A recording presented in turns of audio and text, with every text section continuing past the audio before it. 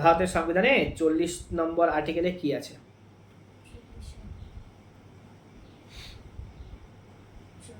40-এ আছে পঞ্চায়েত, 44-এ আছে uniform civil code, 40-এ কি বললাম পঞ্চায়েত, আর হচ্ছে 243-এও পঞ্চায়েত।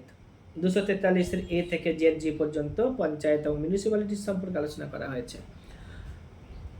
40-এ যেটা আছে ওটা ডিপিএসপিতে, ওটা পঞ্চায়েত গঠনের কথা বলা হয়েছে। 44-এ আছে ইউনিফর্ম সিভিল কোডের কথা বলা হয়েছে। আর কি রাখবে? 51 নম্বরটা পরীক্ষাতে আসে, 51 আর্টিকেল যেটা আছে, ওখানে বলা হয়েছে রাষ্ট্র আন্তর্জাতিক শান্তি শৃঙ্খলা রক্ষা করবে। 50 নম্বরটা ইম্পর্টেন্স, কারণ এখানে বিচার বিভাগকে আইন বিভাগ থেকে আলাদা করতে বলা হয়েছে, আইন বিভাগ শাসন বিভাগ থেকে আলাদা করা হয়েছে। আসে পরীক্ষাতে 76, যেটা তুমি পারোই, অ্যাটর্নি জেনারেল। তারপরে হচ্ছে 75-এ প্রধানমন্ত্রীকে অ্যাপয়েন্ট করা হয়। এবার হচ্ছে তোমার 80, 79, 80, 81 তুমি পারোই। মানি বিল হচ্ছে কত নম্বরে? 110 নম্বরে। মানি বিল 110 নম্বরে। কোনো একটা বিল অর্থ বিল কিনা সেটা দেখে, সার্টিফিকেট দেয় কে?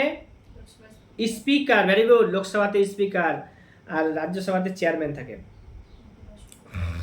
হ্যাঁ, এখানে উপরাষ্ট্রপতি। Very good. আর হচ্ছে মানি বিলতে 110 নম্বরে উল্লেখ করা হয়েছে। এছাড়া আরও কোথায় মানি বিল আছে? 199-তে আছে, ওটা রাজ্যের মানি বিল। আর একটা আছে অর্থ কমিশন, ওটা 280 হচ্ছে অর্থ কমিশন। অর্থ কমিশন তোমাকে এর আগে দিনই পড়ালাম। অর্থ কমিশনে 1+4 থাকছে 5 জন। অর্থ কমিশনে 1+4 5 জন। এখন অর্থ কমিশন তৈরি করা হয়েছে। কত নম্বর অর্থ কমিশন? 16তম অর্থ কমিশনে চেয়ারম্যানের নাম কি বলেছি? 16তম অর্থ কমিশনের চেয়ারম্যানের নাম কি বলো? অরবিন্দ পানাগারিয়া। 16তম অর্থ কমিশনের চেয়ারম্যানের নাম হচ্ছে কি? অরবিন্দ পানাগারিয়া। 15তম অর্থ কমিশনের চেয়ারম্যান কে ছিল? এন.কে. সিং। এবার হচ্ছে কি, হ্যাঁ, এই যে অরবিন্দ পানাগারিয়া তো বলেছি তোমাদেরকে যে কেমব্রিজ কলম্বিয়া ইউনিভার্সিটি তে লেকচারার ছিল। আর হচ্ছে তোমার 16তম অর্থ কমিশনে 1+4 অর্থাৎ টোটাল 5 জন থাকছে। আর হচ্ছে তোমার এখানে 15 নম্বর তো তোমার জানতেই হচ্ছে, যেটা 21 থেকে 25 সাল পর্যন্ত ছিল এন.কে. সিং। তার আগে দুটো জানতে হবে, একটা হচ্ছে 14তম হচ্ছে ওয়াই.ভি. রেড্ডি, 13তম হচ্ছে বিজয় কেলকার। নীতি আয়োগ জানোই তুমি? নীতি আয়োগের ভাইস চেয়ারম্যানের নাম কে? নীতি আয়োগের ভাইস চেয়ারম্যান আগে এই ছিল অরবিন্দ পানাগারিয়া, এখন সুমন বেরি। আর হচ্ছে তোমার কি অর্থ কমিশনে 4 জন আলাদা থাকে, একজন চেয়ারম্যান প্লাস একজন তাকে সাহায্য করে। তো একজনের নাম বলেছিলাম অজয় নারায়ণ ঝা, একজনের নাম বলেছিলাম নিরঞ্জন রাজাধ্যক্ষ, একজনের নাম বলেছিলাম অ্যানি জাজ ম্যাথিউ, আর একজনের নাম বলেছিলাম সৌম্যকান্তি। এই নামগুলো কিন্তু লাগবে, যেহেতু নতুন অর্থ কমিশন তৈরি হয়েছে। ভালো কোনো পরীক্ষা দিতে গেলে তোমার এই নামটাই আসতে পারে। কি বললাম তাহলে?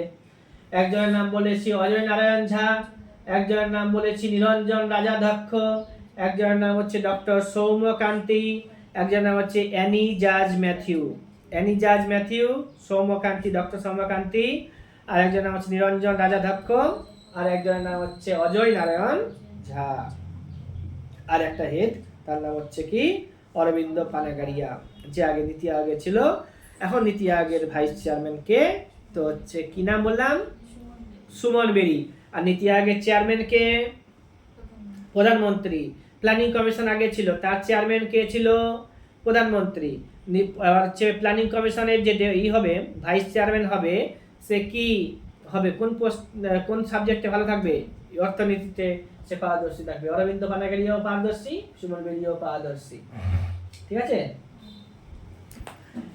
এবার হচ্ছে কি 40তম গেল, 44তম পড়েছি, 280ও পারি আমি, তুমিও পারো।